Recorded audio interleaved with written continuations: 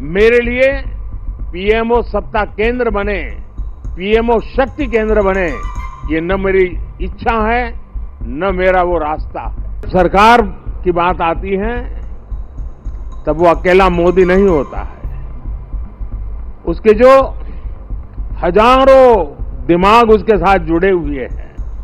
एक ही लक्ष्य, nation first,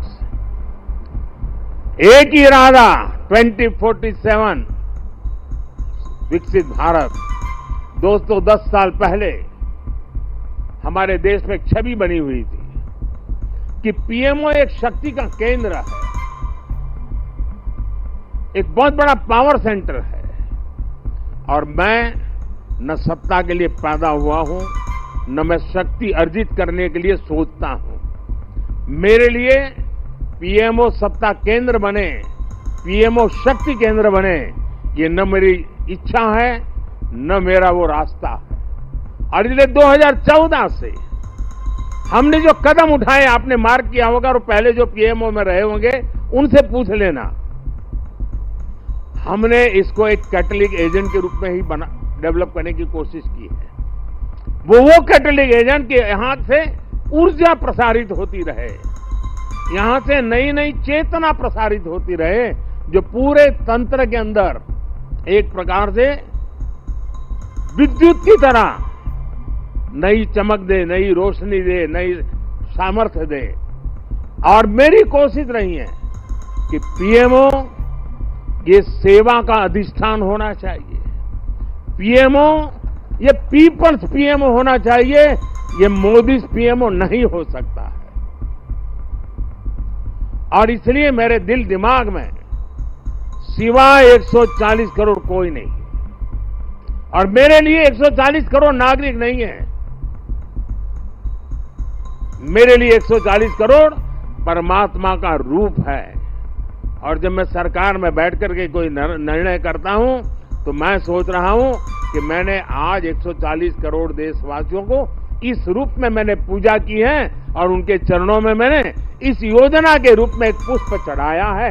उस भाव से मैं काम करता हूं। सरकार की बात आती है तब वो अकेला मोदी नहीं होता है, उसके जो हजारों दिमाग उसके साथ जुड़े हुए हैं, हजारों मस्तिष्क जो इस काम में लगे हुए हैं, हजारों भुजाएं जिस काम को कर रही है, एक जो विराट रूप है, उसी का परिणाम होता है कि सामान्य मानवी को भी उसके सामर्थ्य का साक्षात्कार होता है।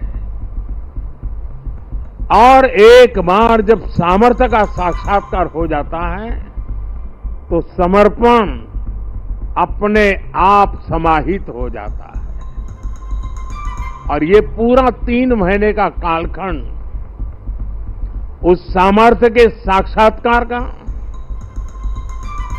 उस सामर्थ्य के प्रति समर्पण के भाव का, और उस समर्पण के अंदर नए संकल्पों की ऊर्जा जुड़ी हुई थी, जिसका परिणाम है कि आज हम फिर एक बार देश की सेवा के लिए प्रशस्त हो रहे हैं। हम वो लोग नहीं हैं कि जो इतने बजे ऑफिस शुरू होता है, इतना बजे पूरा होता है, हम वो लोग नहीं है। हमारे लिए समय के बंधन नहीं है, हमारे लिए सोचने की सीमाएं नहीं हैं, हमारे लिए पुरुषार्थ के लिए कोई मानदंड नहीं है। जो इससे परे है वही तो मेरी टीम है,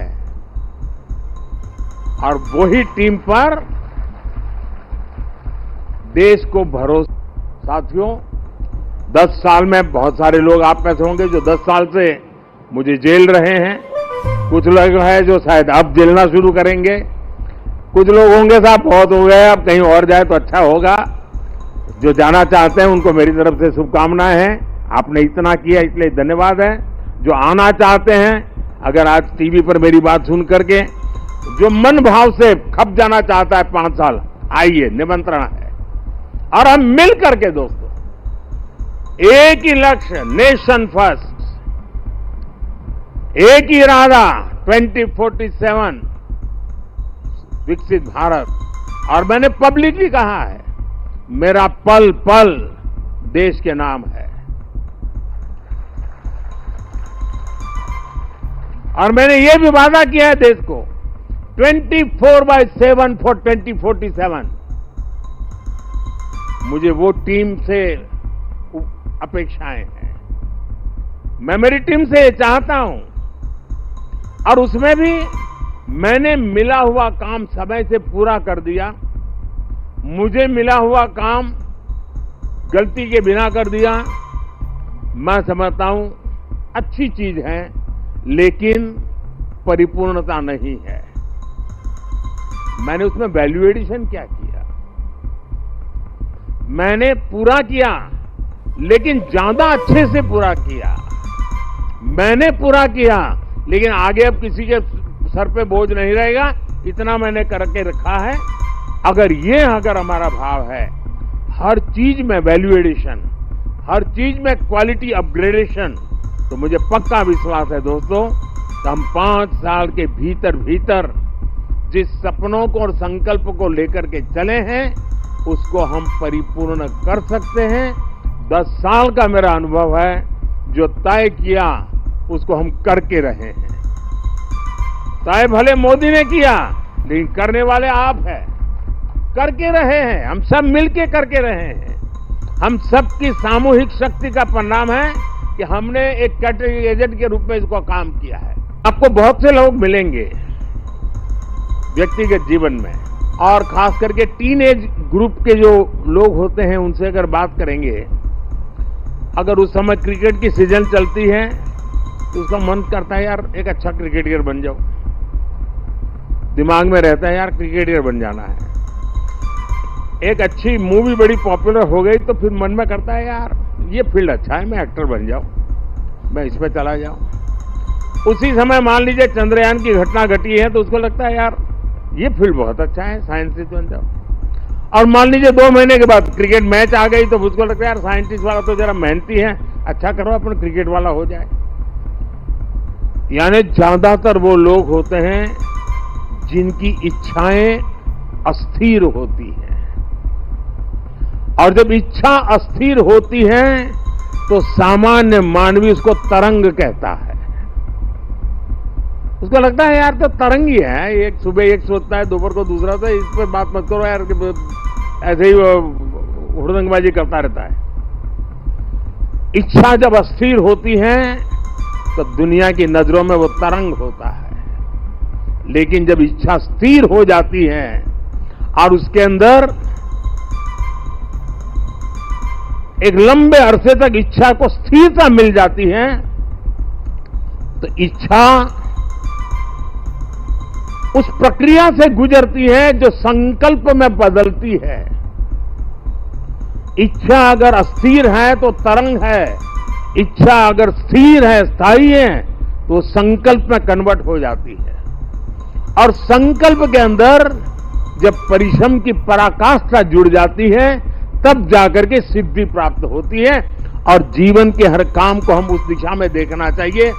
इच्छा प्लस स्थिरता इज इक्वल टू संकल्प, संकल्प प्लस परिश्रम इज इक्वल टू सिद्धि।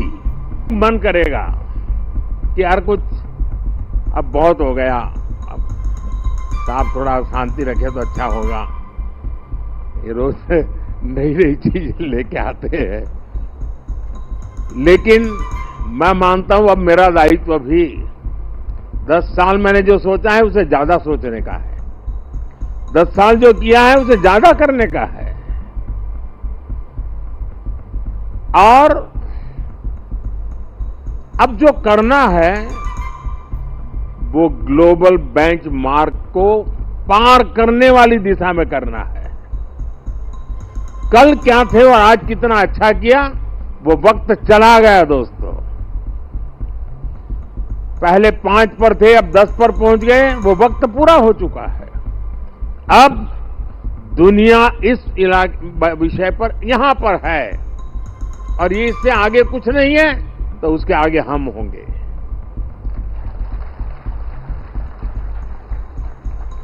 जहां कोई नहीं पहुंचा वहां हमारे देश को हमें पहुंचाना है।